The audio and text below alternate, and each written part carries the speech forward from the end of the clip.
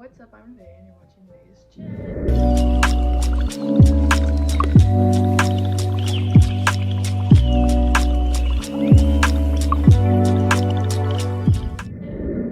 And on today's episode, we are going to be talking about why we seek out drama and how to identify when we are, because sometimes it's not always that clear.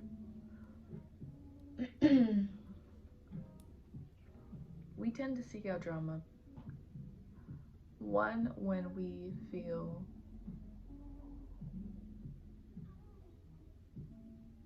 unworthy of something. So say something is going really well in your life and you're not used to things going really well. Maybe you grew up with a more chaotic type of environment or understanding of yourself, or both. And you're like, yeah, no, I need to go find something else. That could be a reason why. Mainly, the main overall general reason, which is what overall means, would be uncomfortableness. But the uncomfort is usually something good. And this can stem back to self-image in both cases. I actually have no idea what that was. Can you see Quentin? Wait, look at him.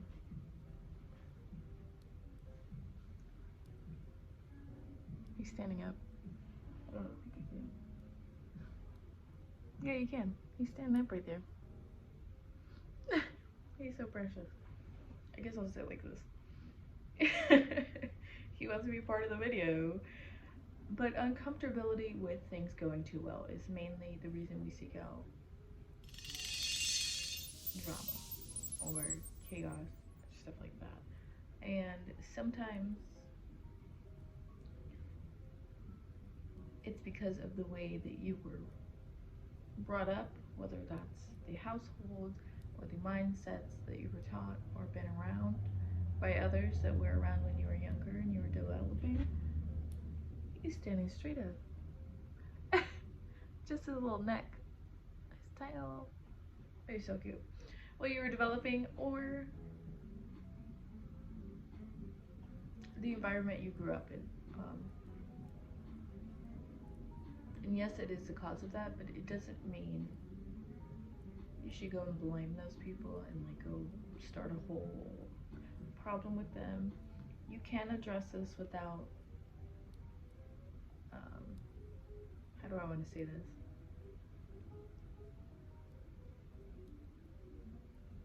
Without having to attack them for doing it, because most of the time,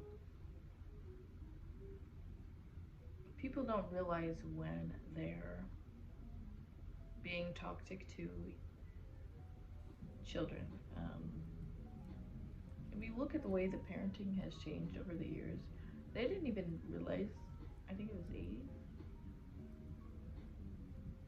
that you were supposed to hug your kids. There was literal ads. What's for supper? Can't you see that I'm on the phone? Hold it down, I just got home. Isn't it enough that I work all day? Least you get a chance to get away. Dishes, diapers, dirty bags. Bosses, bills, and that. Shut up, kids, you're in the way. I'm so mad I can slap your face. Did I do something wrong? Have you hugged your kid today? Did you send him on his way? With love, love, love, love, love. She's a person just like you. She's got feelings too, so give her love, love, love, love, love, love, love, love. If you hug him for a while, it'll leave you with a smile. You'll know it's love, love, love, love, love, love, love, love, love. This message is brought to you by the station and the Kentucky Department for Human Resources in the interest of our children. By the way, Have you hugged your kid today? To remind you to hug your kids. So they didn't really know much about children for a while. Just terrible, but understandable when it comes to the parenting skills that were there. Of course, there were always a select few that knew, but as a whole, collective, no. 70s and I think 60s, cigarettes were advertised towards pregnant women. So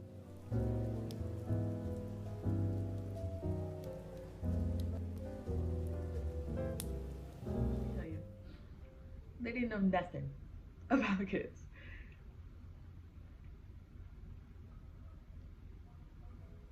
And I don't just mean the adults. I mean, I don't just mean the parents. I mean whoever was around at that age.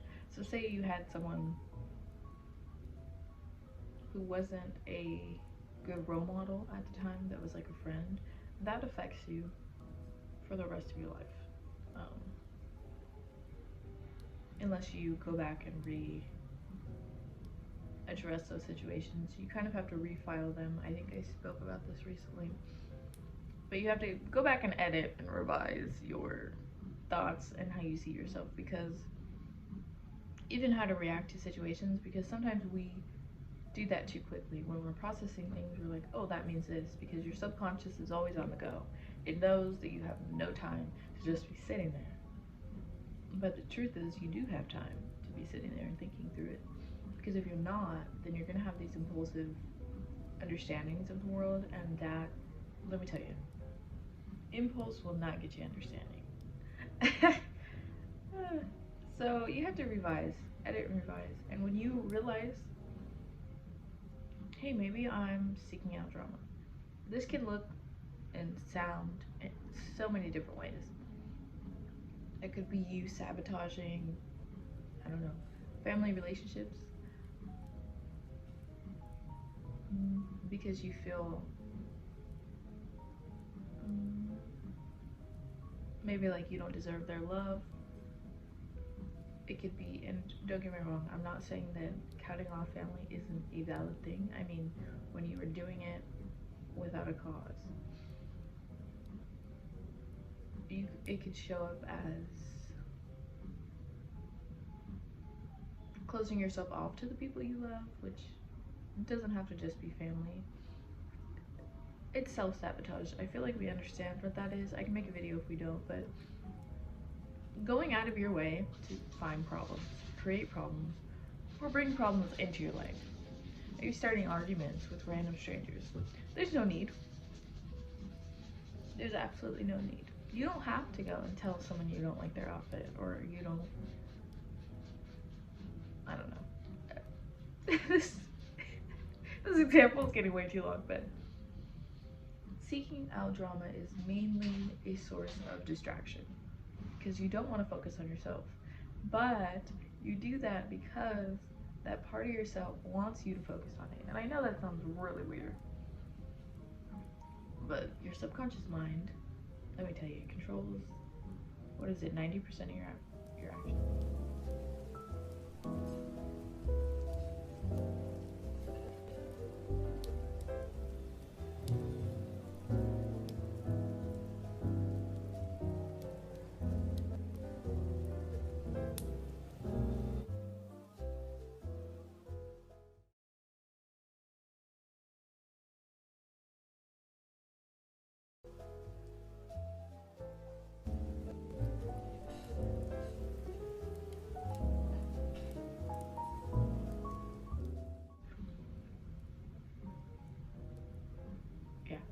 There's I want to say 92, 93, but 90 for sure. Which means that when you're acting out of anger or pain, which anger usually stems from pain, you are taking on the role of that emotion, which is not good. You do things out of an emotion. Most of the time, it doesn't come out well. I'm gonna revise that. You can do things out of love and they will come out well, but if you do things out of anger, spite, envy, jealousy, stuff like that, it won't come out as well. They're not negative emotions. I don't know why people started saying that. Emotions aren't negative. You have to be in control of your emotions so that they don't become negative effects because you're acting out of them. That's like a spiritual thing now. People are like, don't hold on to your negative emotions. I'm like, girl. It usually is a girl, actually. Hey, there are no negative emotions. All emotions are valuable. You just have to know how to control them or what they mean. Because if you misinterpret something within yourself, you're going to misinterpret it out loud as well. So say you're not sure. You started this new thing with a new person, and you think it's fine, but you're not sure. You're not sure if you're self-sabotaging, or if it's a good and healthy thing. The questions would be,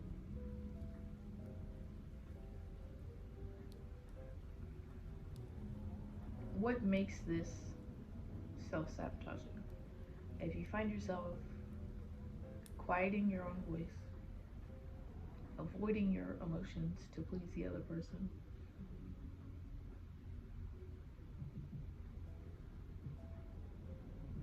and waiting for their next move, you are being self-sabotage.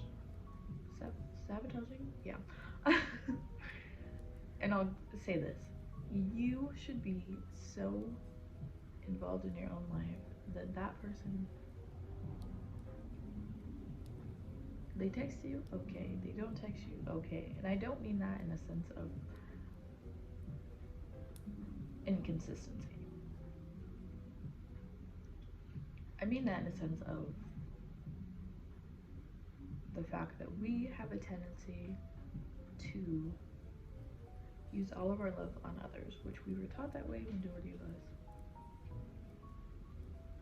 Or seek it through others, but you're seeking self-love through them, which they're not yourself, which means you're never going to be fulfilled, which can lead you to relationship to relationship to relationship. The truth is, that's just a wound inside of you that wants you to heal it, but you're using everyone else too. It's like using the wrong medicine when you're sick. So you have a headache and you use, I don't know the wrong medicine for that. Itch cream? It's like, what are you doing? You may not know that you're doing it, but you know now.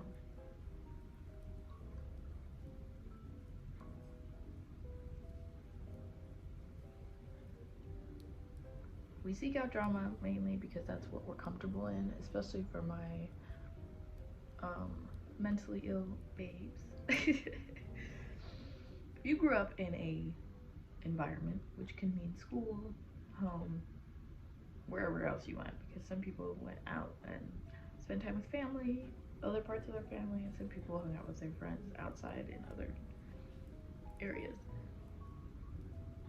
Wherever that chaos was where you felt comfortable, you're gonna try to recreate that.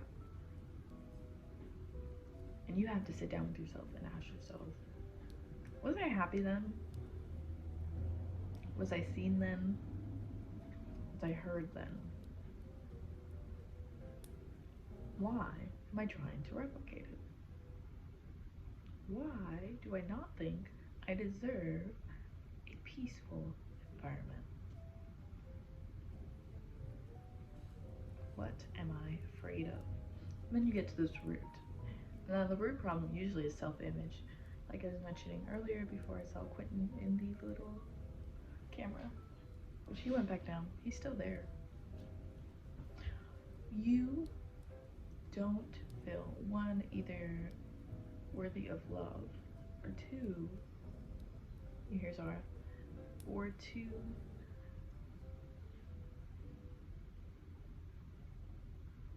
like you can not fit in, but play the role that you are supposed to in that situation. And when I say play the role, I say that because when we are in these toxic mindsets, we believe that us being happy is us playing a role, which is incorrect, because if you're truly happy, it should not be forceful. So sitting down, you're like, really? What's the root of this? Where did it come from? Why do I do this? How do I stop it? It may take a few times, and it could be pretty emotional. Like I said, most of these exercises I give you, I would not suggest if you have to go somewhere that day. Like if you're watching an inner child video and you're like, oh, I want to do that today, But I also have a barbecue at 7. Don't do it. Don't do it. It's super emotional, and not only emotional, it helps.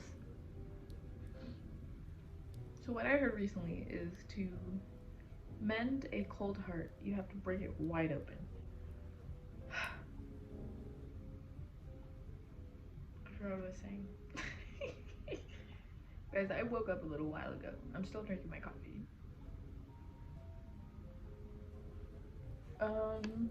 Long enough to where I'm like able to communicate, but not long enough to where I can stay focused.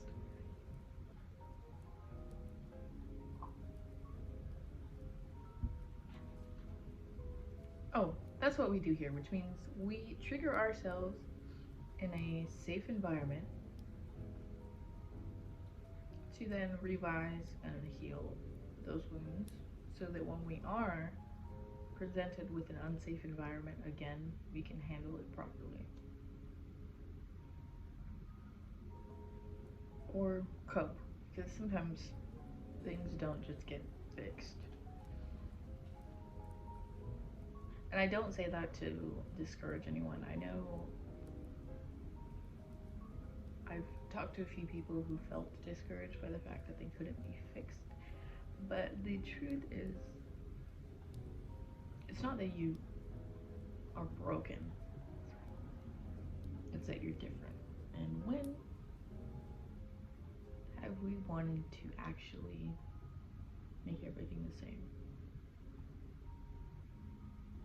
Flowers, for example, all different. Some maybe you don't like as much, but it doesn't mean that you think they're broken. So yeah, I've become a cornball. Life is so corny sometimes, which like I love that about it, but also like what? Anyways, identifying self-sabotaging behaviors, it can be hard when you are unpracticed. Everything is a skill that I give you, which means that you have to work at it to be better at it, and the more you work at it, the faster you'll be.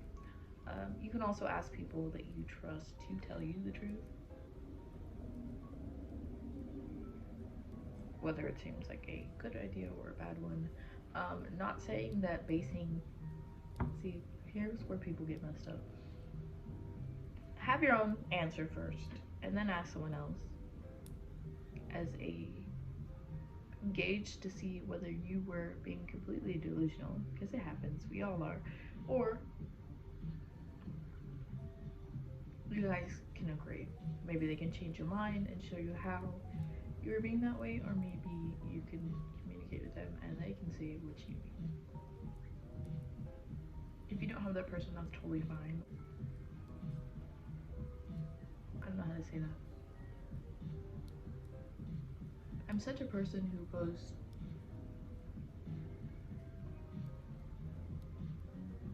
outside of a group to understand and collect information on myself to then create a decision. I don't think I've made extremely impulsive decisions in a long time, unless it was like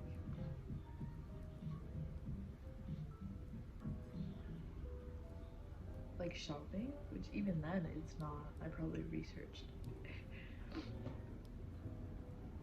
Yeah, I was thinking plant shopping, but no, I usually research what I buy before I get it.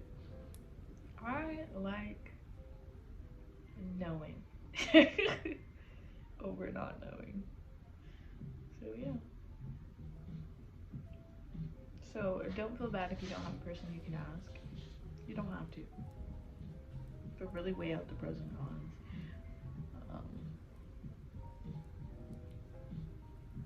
And another one is, it doesn't have to be a person. Does this situation that I feel conflicted about make me feel, or how does this situation make me feel? But also, do I feel like I can be myself in this situation? If the answer is no, then you should not be there.